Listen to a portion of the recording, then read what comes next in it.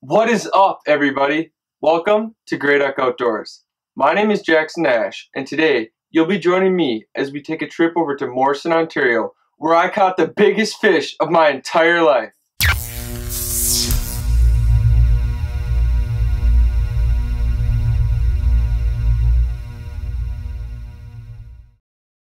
Now, this morning actually started out horribly. We hopped in the truck, crossed the border into Ontario, and launched the boat into the water. And with the turn of the key, all we heard was a deadening click. Our boat wouldn't start. We tried everything we could think of. We brought out the jumper cables, we turned the key 1,000 times, and yet nothing would work. Hesitant to really start getting into the motor while we were still over the water, we pulled it out. Now, we had seen a marine shop on the drive in, so we pulled the boat over there, but we were met with a locked door. It was still 5 a.m. on a Sunday. We thought that our trip was over, but we got to looking at YouTube, and with the tools that we had in the side compartment, we were able to get the boat running. Now, with excitement brewing, we hopped into the boat and headed off into the foggy mist that would soon be a day I would never forget. On the first stop, Jordy hooked up with a beautiful 38-inch Lake of the Woods pike. It blew up a topwater lure and came completely out of the water. It was on. Pulling up to our second spot, on my second cast, I had a huge follow, and we knew today was going to be a good day. We were on a roll, but this was cut short by a huge thunderstorm that was coming from the west. We were forced to head to dry land, where we found a hot cup of coffee. And Max and Jordy forgot their rain gear, so we found them some emergency ponchos as well. Throughout most of the morning, it continued to rain, so I didn't really get that much footage. As the day continued, the weather began to clear up, so we headed north through the endless Ontario Islands. It was in these islands where Max connected with our first muskie of the day. It was on a small, mid-lake rock hump where he was throwing a little jake bait.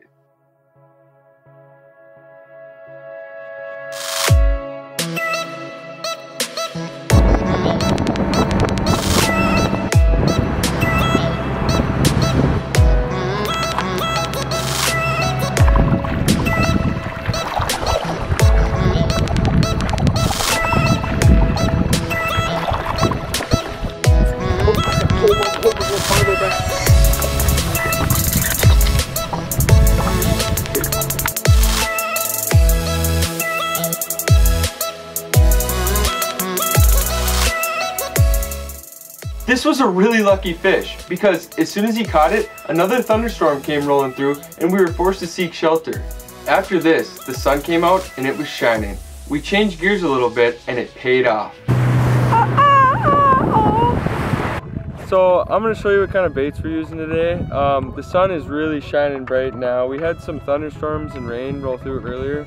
Thankful to New Moon Lodge for letting us dock the boat and seek shelter for a little bit while a big thunderstorm and some lightning was crashing down on us. With this bright sun, I've been going to some really bright baits like this spinner bait here, chartreuse blade and an orange blade, and just some bright colored skirt on it, as well as this Rapala here that I've been using is that Fire Tiger.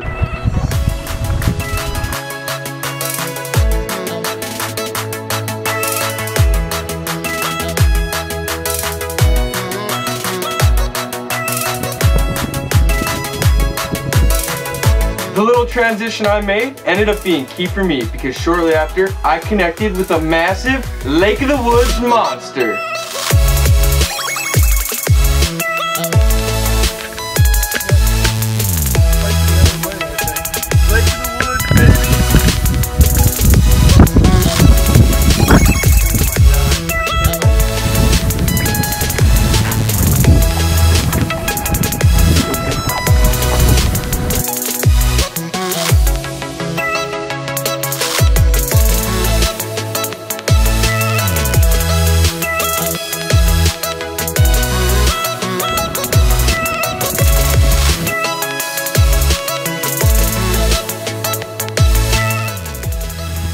Wow, that's all I can say right now. I just caught the biggest fish of my life for sure. It was a 53-inch muskie. Got it on a Fire Tiger SR14 Shad Wrap by Rapala. It's July 8th right now, Lake of the Woods. Water temperature is around 76 degrees and I hooked into it at about 3:30. took me probably 10 minutes to fight it and then got some quick photos and let her go. It was a beautiful fish. It was one I'll remember forever. This is Grey Duck Outdoors coming to you live from Lake of the Woods, and man, that was fun. Woohoo! The fish released absolutely beautifully, and we dialed in a pattern that I'll explain here. Rock piles have definitely been key structure for us for the past couple weekends. I think those are some pretty good early season spots before the water temp gets a little warmer and maybe the vegetation starts to show. Maybe then they'll be hitting those weed beds, but the areas we're fishing right now don't really have that great of weed beds either, so we're kind of forced to go with the rock piles, but it seems to be paying off. The water temps are pretty warm. We're having 76 to 78 degree water pretty much everywhere we go, and it's been, I think, turning the fish on a little. They're pretty active. For the number of fish we've seen today, we've had multiple strikes. I mean, we've seen maybe 5 or 6 fish, I think, and we've caught 3. So those are pretty good numbers in consideration to the number of fish we have been seeing, the number of fish we've been getting to bite. On opener, we saw 12 muskies and only caught 1. So catching half of the fish we've been seeing today is a good sign. I think this warmer water is really turning them on a little bit, and they're just becoming a lot more aggressive and more active, which is a good thing to see.